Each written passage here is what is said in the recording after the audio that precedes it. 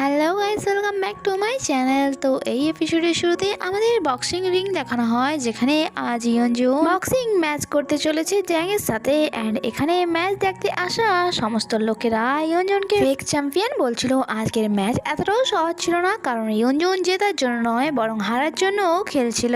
And এখানে চ্যাং তার জমিয়ে ধোলাই করছিল, অ্যান্ড সে প্রবলেমেও পড়তে পারে, কারণ তার মারার ফলে তার জীবনও যেতে পারে আজ। অন্যদিকে লিনা যখন জিংসিকে আজকের হওয়া বক্সিং ম্যাচের ব্যাপারে বলে, সে অনেক বেশি ঘাবড়ে যায়। অ্যান্ড তখনই তার ব্রাদারের সাথে দেখা করতে যায় সে। অ্যান্ড এখানে সে তাকে বলে, তুমি আমাকে ইউজ করেছো যাতে তুমি ইয়নজনকে ভয় দেখাতে পারো, তাই না? জিন বলে, সিস্টার তুমি একদমই ঠিক বলছো, বাট তুমি আসতে লেট করে ফেলেছো, কারণ ম্যাচ শেষ হতে আর 1 ঘন্টাই বাকি আছে। অ্যান্ড তারপরেই তুমি রেজাল্ট পেয়ে যাবে। জিংসি বলে, ও আচ্ছা তাই বুঝি, বাট তুমি তার সাথে যা ইচ্ছে করতে পারো, আই ডোন্ট কেয়ার, কারণ সে আমার শুধুমাত্র কন্ট্রাক্ট হাজব্যান্ড ছিল।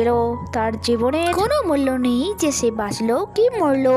এইসব কথা জিংসি এই জন্য বলছিল যাতে গোজিনের এমনটা না মনে হয় যে সে ইয়নজনের প্রতি দুর্বল। বাট গোজিন বলে, সিস্টার খুবই অদ্ভুত রিলেশন তোমাদের, marriage fake but feelings real. ইয়নজনও ঠিক এমনটাই বলেছিল আমাকে, সে তো তোমাকে প্রোটেক্ট করার জন্য এইসব করছে। এন্ড সে এটাও জানতে পেরে গেছি যে তুমি গু ফ্যামিলির মেম্বার, বাট তারপরেও সে তোমার ব্যাপারে ভাবে, কারণ সে তোমার প্রতি দুর্বল। বাট সিস্টার অনেক বেশি লেট হয়ে গিয়েছে, কারণ আজ ইয়নজুন বাঁচতে পারবে না। এটা শুনে জিংসি অনেক বেশি ঘাবড়ে যায়। এন্ড সে বুঝতে পারে কেন ইয়নজুন তাকে নিজের থেকে দূরে করতে চাইছিল।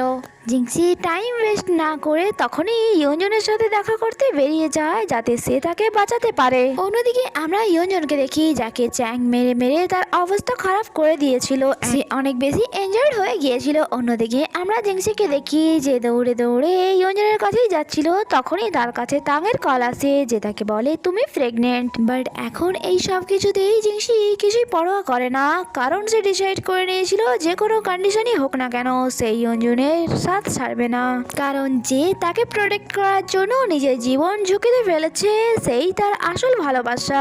এন্ড আমরা জানতে পারি ট্যাং তাকে মিথ্যে বলেছিল যে সে প্রেগনেন্ট। অ্যাকচুয়ালি সে এমনটা বলে জিংসিকে ইয়নজনের থেকে দূরে করতে চাইছিল, বাট সে তার উদ্দেশ্যে সফল হতে পারেনি। অন্যদিকে জিংসি বক্সিং ক্লাবে পৌঁছে গিয়েছিল।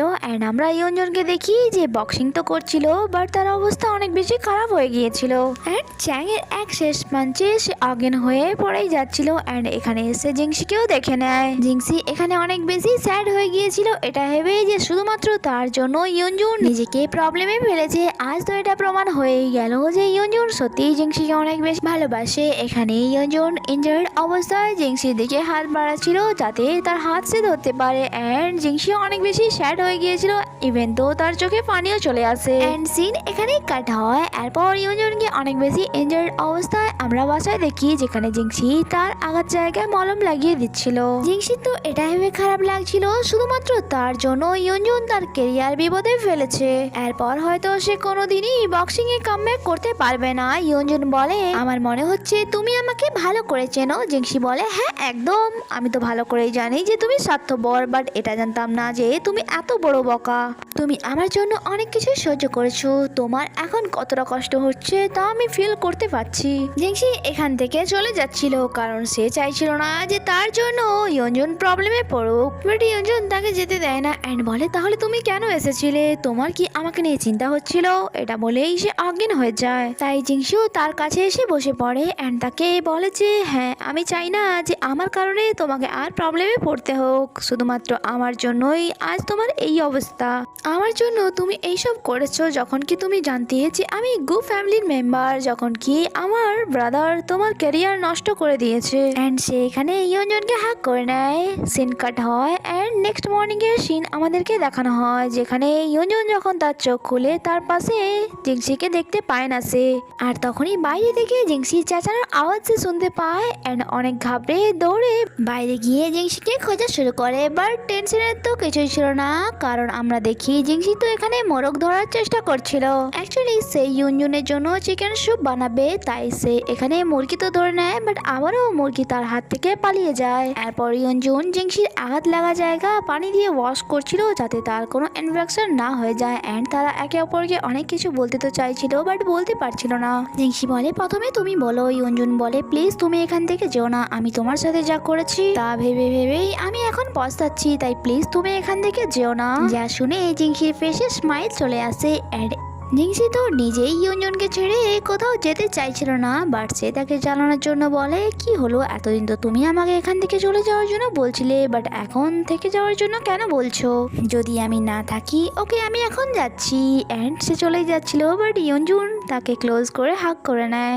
অ্যান্ড তাকে বলে তুমি যেখানেই চলে যাও না কেন আমি তোমাকে আবারও ফিরিয়ে নিয়ে আসবো। জিংসি বলে হ্যাঁ বুঝতে পেরেছি মৃত্যু কথাকার। জিংসি তো ভুলেই গিয়েছিল যে ইয়নজুন ইনজার্ড হয়েছিল। অ্যান্ড এখানে ইয়নজুনের আবারও আঘাত লাগে অ্যান্ড তার ব্যথা লাগে। জিংসি ভাবে ইয়নজুনের মতো তাকে আর কেউ ভালোবাসতে পারবে না। অ্যান্ড এখানে সেও তার সাথে থাকার জন্য রাজি হয়ে যায়। অ্যান্ড তাদের লাভ স্টোরি শুরু হয়ে যায়। তাহলে কি এখানেই ড্রামাটি হ্যাপি এন্ডিং হয়ে যাবে নাকি ড্রামার আগে আরো বড় কোনো টুইস্ট আসতে চলেছে? তা তো আপনারা ড্রামার আগে গেলেই জানতে পারবে।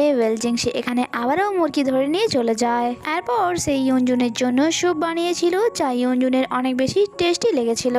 তখনই জিংসি অনলাইন নিউজে দেখতে পায় যেখানে ইয়নজুনের ফটো দেওয়া ছিল অ্যান্ড ওপরে হেডিং এ লেখা ছিল যে Yeonjun fake boxing champion. But comment পড়ার পর ইয়নজুন একদমই স্যাড ফিল করে না, কারণ সে চাইছিল না যে জিংসি তার ক্যারিয়ার নিয়ে চিন্তা করুক বা স্যাড হোক। নেক্সট সিনে আমরা ইয়নজুনকে দেখি যে সি সাইডে বসে ফিশিং করছিল অ্যান্ড সে এখানে একা ছিল আর তাকে অনেক বেশি স্যাড দেখাচ্ছিল, কারণ তাকে সবাই ম্যাচ ফিক্সার বলছিল যখন কি সে নাম্বার 1 বক্সিং চ্যাম্পিয়ন। অন্যদিকে বাসায় আমরা জিংসিকে দেখি যে ইয়নজুনকে নিয়েই চিন্তা করছিল যে এত দেরি হয়ে গেল বাট সে এখনো বাসায় ফিরলো না, সে ভুল কিছু করে ফেলেনি তো, এটা ভেবেই জিংসি ঘাবড়ে যায়। অ্যান্ড তখনই ইয়নজুনকে কল করে বাট তার ফোন তো সুইচ অফ বলছিল। জিংসি আরো বেশি চিন্তায় পড়ে যায়। অ্যান্ড এখানেই এই এপিসোডটি শেষ হয়। আগে কি হয় তা জানতে আসতে কানেক্টেড। Bye bye.